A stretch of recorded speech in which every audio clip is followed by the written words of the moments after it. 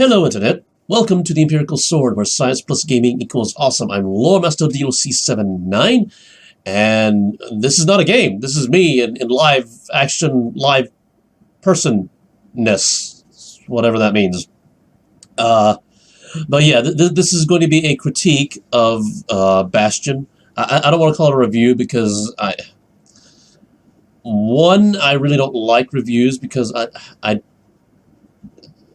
think most reviews are done to hype up or even promote games that are mostly generic, really. But for the most part, I just don't like doing reviews. I would rather critique the game as a work of art, air quotes, than as something you should definitely play because it's awesome and... I'm not that person. But before I do anything, spoilers. Spoilers are incoming. There will be spoilers, many spoilers. You have been warned. This video has spoilers. If you don't want to be spoiled, go play the game or watch somebody else play the game, whatever. But then come back. Then come back and watch this video. But until you're no longer afraid of the spoilers, stay away. So that done. I mean, as far as the overall style of the game, the action RPG, I did find that very Zelda-esque. I believe I mentioned that somewhere in the gameplay, which, considering The Legend of Zelda is like one of my favorite games ever-ish. I know that was very specific of me. It was very nostalgic in that sense. And overall, that's really all I have to say about the gameplay because, I mean, it's a game. What can you say about it? I mean, there are monsters and they're trying to stop you from doing your thing, and you go hit them and they stop being mean, and you do levels and you get XP and you gain abilities, and I mean that's gameplay, and it's overall an issue of balancing everything, and I mean it felt really balanced. I mean I didn't really struggle too much.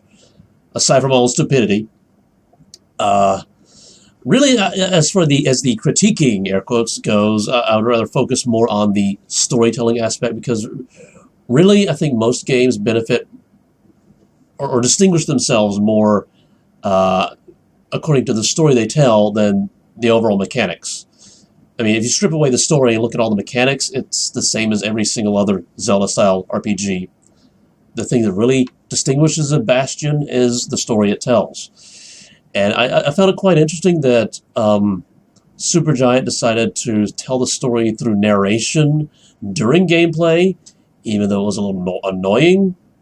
I mean, one, it was annoying because I do this thing that has been called a thought spiel during gameplay, if the game will allow me.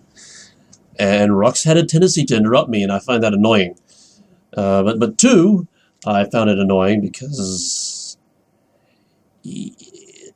sometimes during gameplay there's a lot of action that I need to pay attention to, and either Rux interrupts and I lose focus on what I'm supposed to be doing, or I'm so focused on staying alive in the game that I completely miss a plot point. That was a little iffy. But I mean, aside from that, I mean, I had the benefit of having videos that I could go back and watch to get the things that I missed. So I think I got everything. I think I understand everything. I probably don't. But as for the story itself, yes, there will be one very big rant about not having answers at the very end. But I do want to point out that I don't even think I mentioned in the game that it has the calamity itself seems to parallel the nuclear warheads that the U.S. dropped on Japan at the end of World War II to get Japan to stop being insane. And I'm generalizing a lot here. I'm not saying the Japanese are insane or were insane. It's just at the time a lot of their beliefs were driving them to do a lot of extreme things that were putting a lot of people's lives at risk, including their own. And the whole Bushido kind of mentality, philosophy, was yeah. That's kind of beside the point. I found it interesting that the calamity was kind of similar to the nuclear warhead. And somehow the aura, like turn it back on Solandia. It's like, what if the Japanese had figured out a way to deflect our nuclear warheads back to us? What if? I mean, admittedly, this was told in a very fantasy-esque kind of way, but yeah, I kind of wonder if the aura were made to look a little Asian, to help drive home the point that the calamity is kind of like the nuclear warheads. But here comes the rant. I've played through both endings, and I still don't know the motive behind why Solandia decided to drop the calamity on the Ura. I mean, there was a war, and there were a lot of losses on both sides, and somehow peace came about, and then we had the Ura living in Solandia, helping to build walls, and then all of a sudden it's like, yeah, we're going to drop the calamity on your people. Deal with it. And I don't understand the motive of why. It's that question was just never answered, and I mean,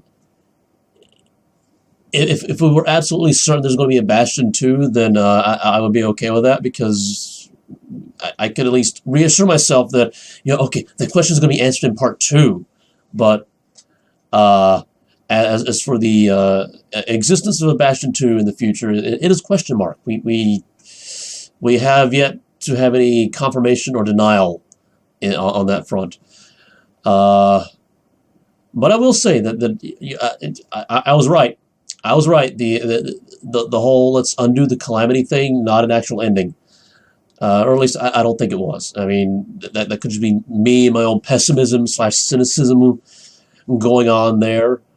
But I really think that it's like we're going to roll back time and to a point before the calamity even happened. So nobody has no idea how bad it's going to be, what the consequences are going to be like, what the fallout's going to be like, and they're just going to do it all over again.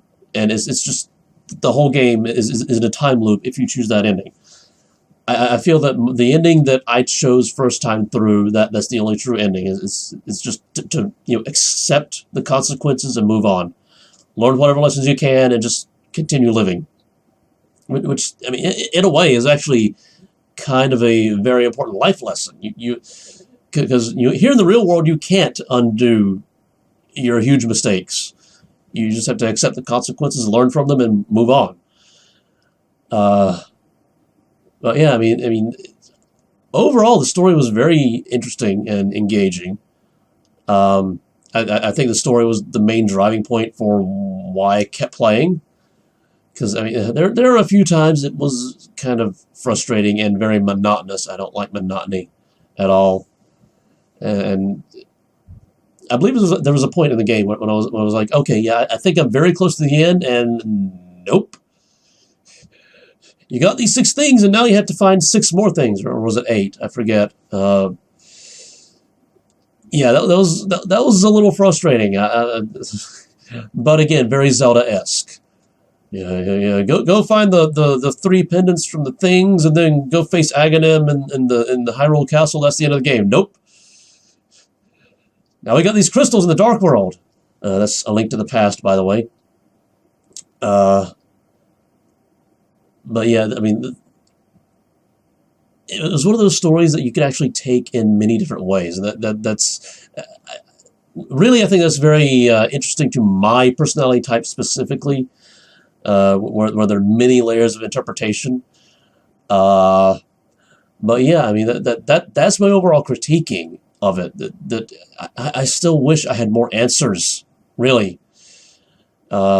Maybe Bastion 2, if it ever happens, will answer why Solandia decided to drop the calamity. It's that's one of those nagging questions that See, the thing is, for my personality type, I'm an INTJ, by the way. If you haven't picked that up on my other videos, and if you haven't watched my other videos, you should. Well, maybe not should, but it would be nice.